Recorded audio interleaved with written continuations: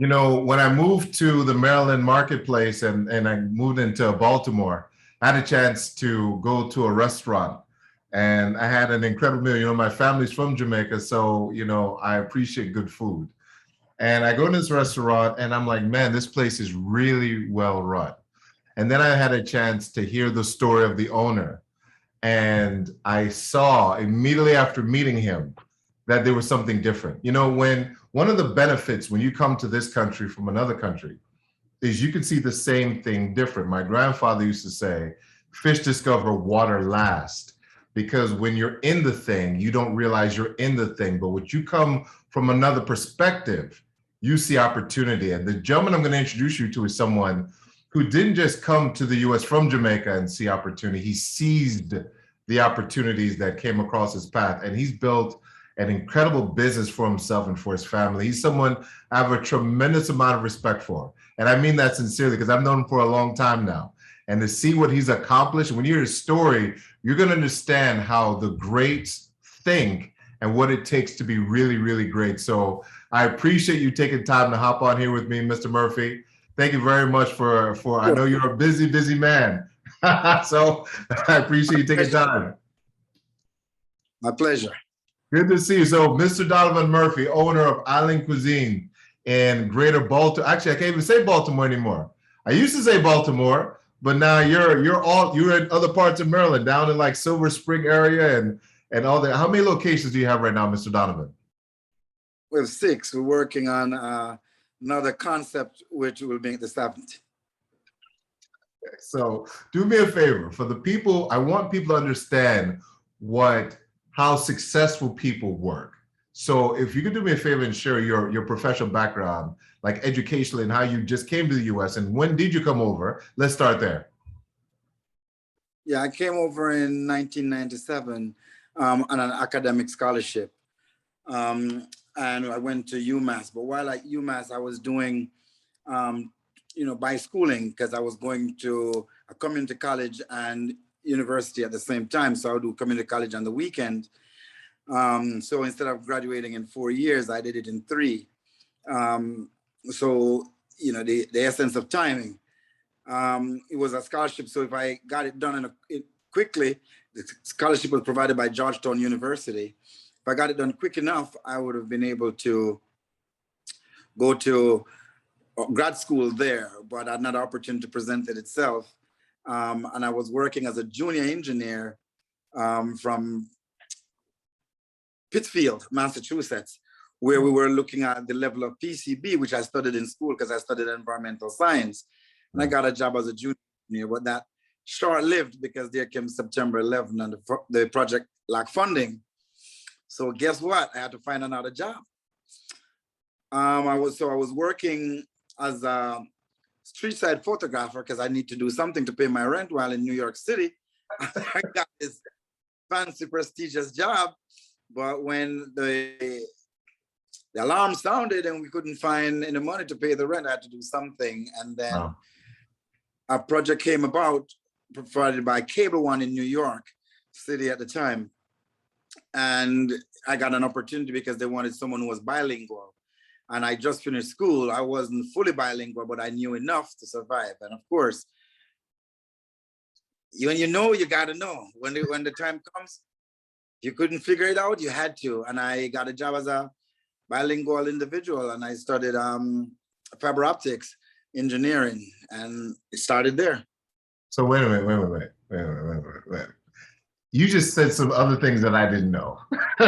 So what were the languages? What was the other language that you were speaking?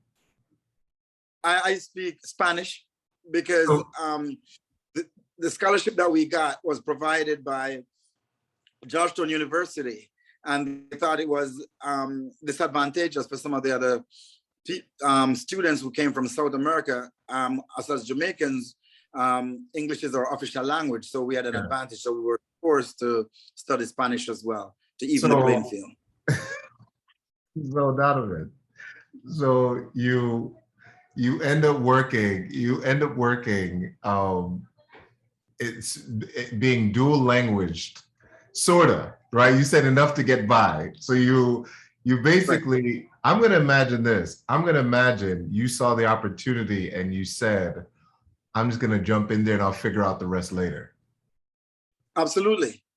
Absolutely. I wasn't quite comfortable that I was going to be very successful, but I was comfortable enough to know that I wasn't going to fail miserably not to try. Wow, man. You look, we haven't even been 3 minutes into this conversation and you've already said something just in that last sentence. You talked to me about working in New York in a restaurant. And what were you doing in New York at the restaurant you're working at? I was a dishwasher for a restaurant that's called Sally's restaurant. They had a few restaurants there, and I was working as a dishwasher. And in the evening, I'd go take pictures on the street of Manhattan because the rent was pretty expensive. And one of my beliefs is that you have to do what you have to do till you can do what you want to do.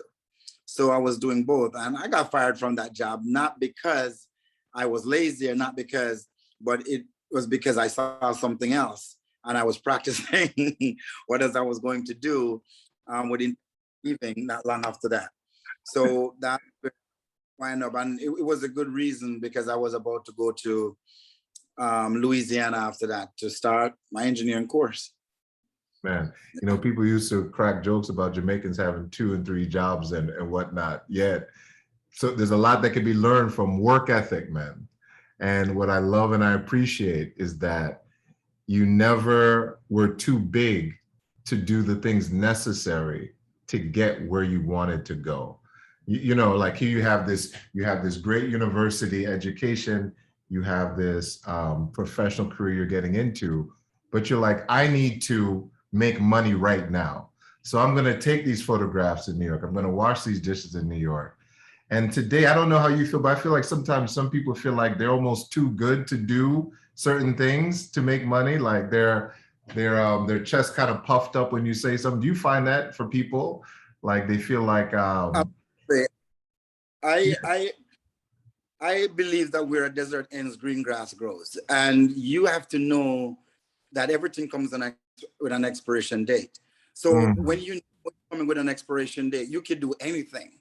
yeah. The people who are afraid to do certain things is because they do not have limit to how long they will do it for. Or when you know what you know, you can do any jobs because you know this is not your destiny. It Oh is man. one run that you're gonna step on the ladder. So I always live my life that I know exactly where I'm coming from, and I know more than anything else where I'm going. I know I don't often know exactly what I want to do, but I most often know what I do not want to do. And even if I'm going to do it now, it's not going to be too long before I'm beyond that.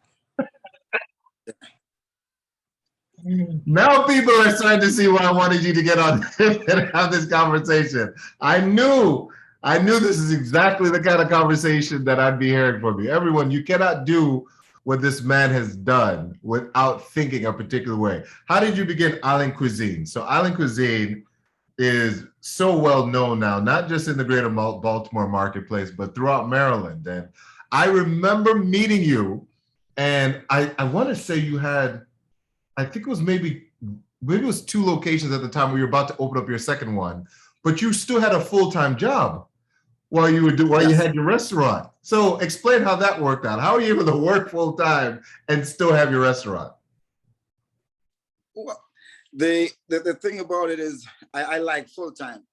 Since if someone asked me, how long have you been in the restaurant business, I could say it's I've been in it for 12 years, but technically I've been in it for 20 years.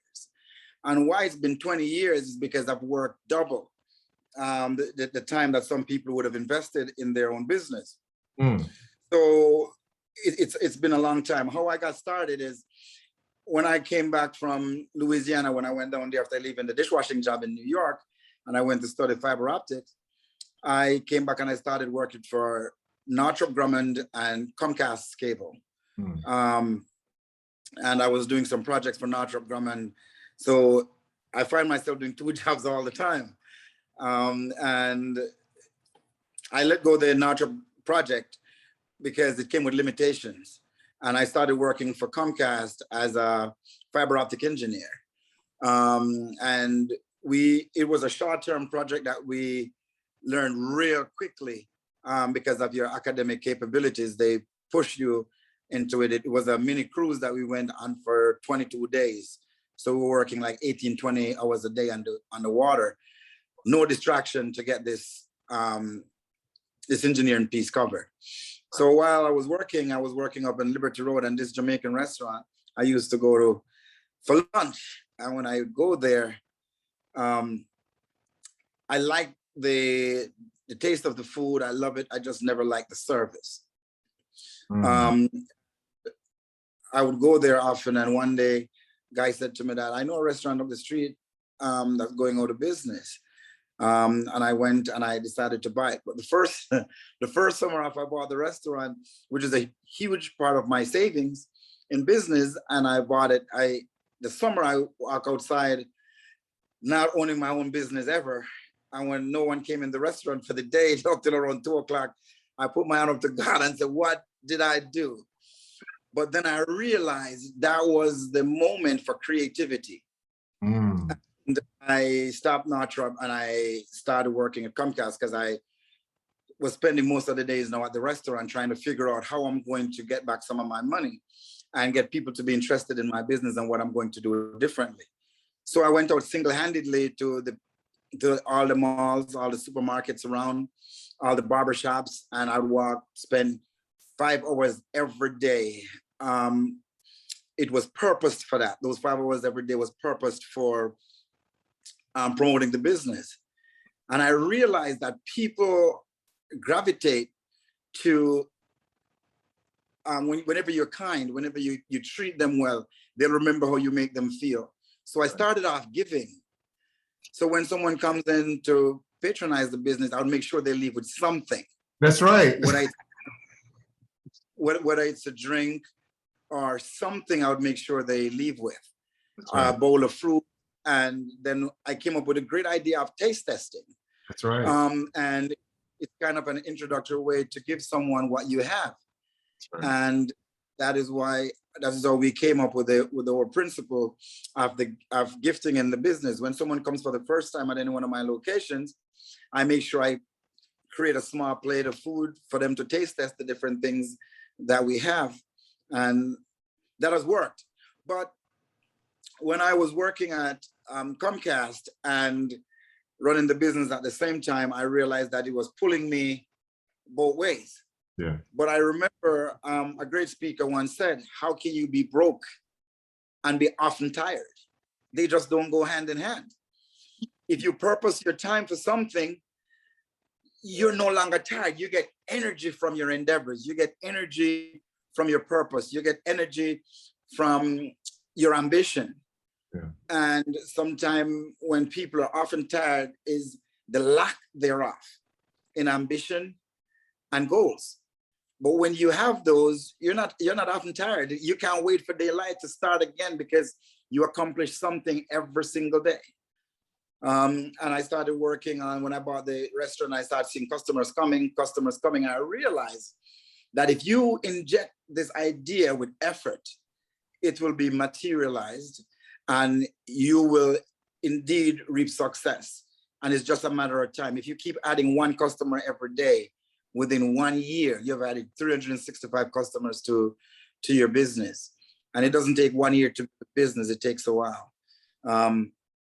And I've always stayed away from the zone that people like to be in. And it's the comfort zone. Because people hate to approach people. People hate to hear no. People hate to hear, I'll think about it, because they want a quick yes and a quick solution. I try my best to stay away from that comfort zone because it is the danger zone.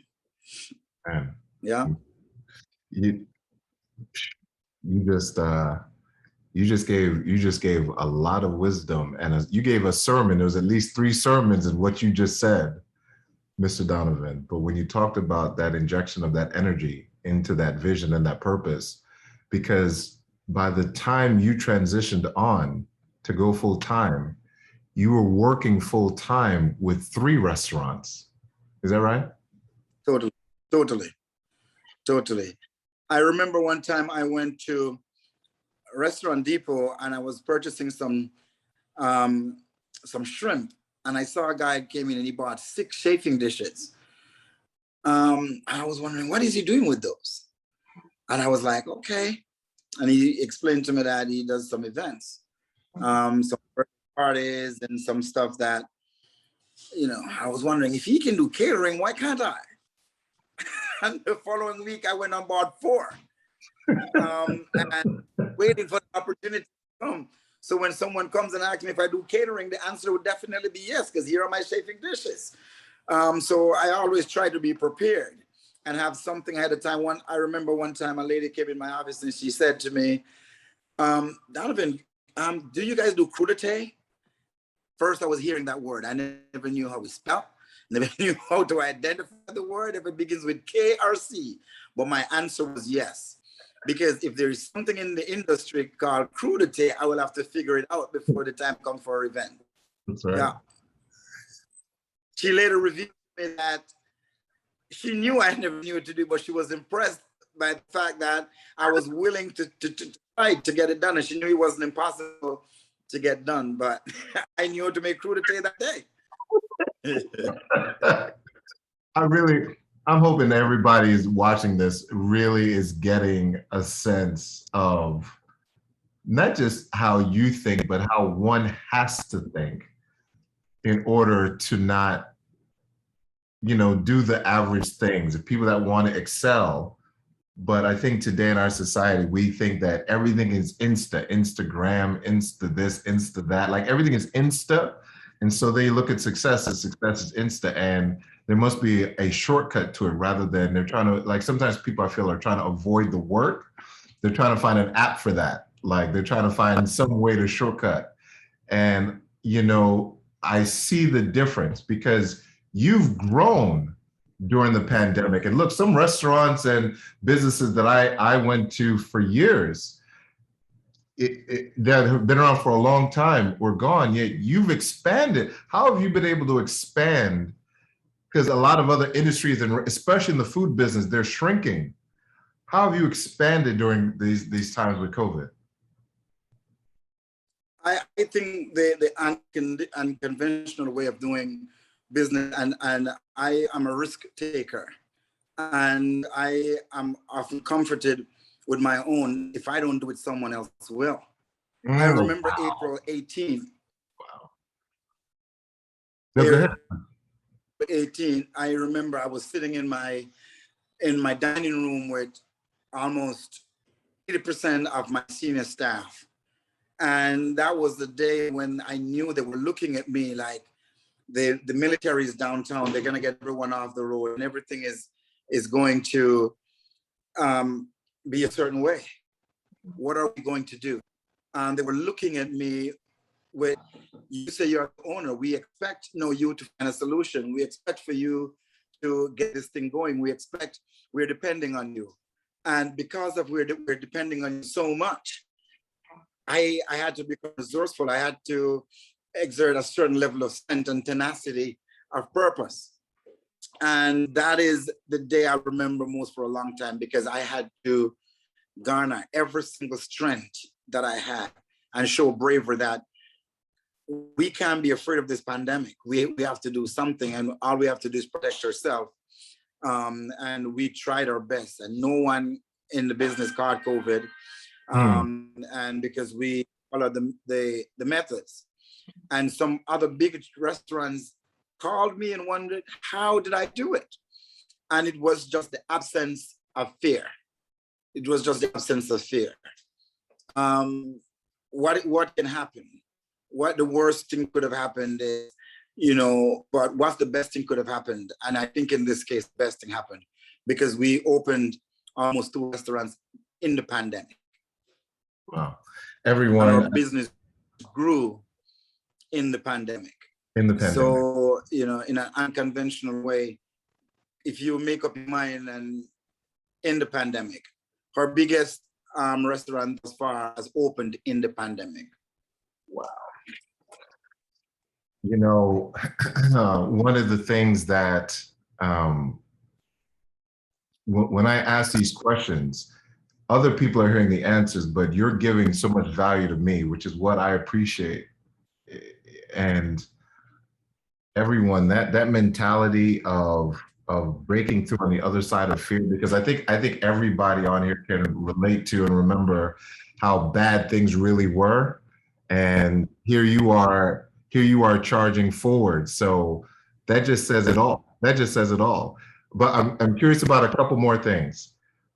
First thing I want to ask you, because I know you and I, we did some work together in terms of being able to take some fixed expenses and turn them into income. And I've seen your leadership outside of the restaurant business. I'm just talking about just pure leadership, not in the restaurant, just the way you are with people. Is that a learned Donovan, or is that just the way Donovan has always been?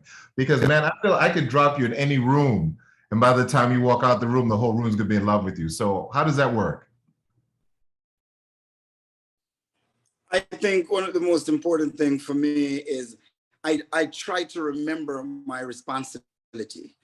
I don't think this responsibility that has been given to me, it was just all through me. I think it's a generational gift. I think God entrusts me to lead my family, and not just my biological family, but people who look to me for resources and look to me for information and look to me for leadership. I always have to remember that I have that responsibility. And with that, I take it very, very seriously. I think my grandfather, which I named the company of, Harold Buckley, he left 8 heads of cows when he got too old to work, and gave them to my father. And it was to school us and educate us. And I think that was the generational growth. And I think he would have been very happy, and he will be very happy to see that I've made a generational difference, not just a difference with a headstone when I'm dead to say I was here, but something, some street with my name on it, some building with my name on it, something that my family can be proud to bear my last name. And that's a responsibility I take very, very seriously, remembering every day that this is who I am and this is what I have to do. You actually answered the second question in that one answer. And Mr. Donovan Murphy, you are a great man, and you've changed so many lives. And I've come across so many people. I was part of that taste test. It was the first time in my life I went into a restaurant, and I placed my initial order, and they brought me over this small container, this plate of food, and they're like, "He would like you to sample." And I'm like, I've never had that ever happen ever in my entire life going out to eat. So I saw automatically the culture. And when I met you and I saw you zipping in, moving like the roadrunner through the restaurant from this table to that table and greeting everybody, you have an unbelievable amount of energy and an unbelievable amount of drive. And I hope that this gives someone perspective on what it takes to be great. And while you're sitting there at Allen Cuisine right now and you made some time for me, I appreciate that you did it, man. I have so much respect for you and your family, and just thank you for taking the time and having this conversation with me. I'm truly blessed for it. Thank you very, very much. I also want to let you know, Mr. Alam, you're one of my mentors. And it's an unsolicited thing, but you have been an example in terms of achievement. And it's not just said for this conversation, it's an actual fact. Just do the things that you do and the way you live. You're definitely one of my mentors. Mr. Murphy, that train goes both ways. So I appreciate you. Thank you so much. God bless you and your family. And thank you for taking this time, and many blessings and great success. Because I know I've met the people that you work with. I've seen the joy that they have working with you, and you're employing people when all of this bad news is rippling all across the country. You're expanding, giving people jobs and opportunities, and just thank you for what you do. You're truly a tremendous success story. God bless you. Thank you so much.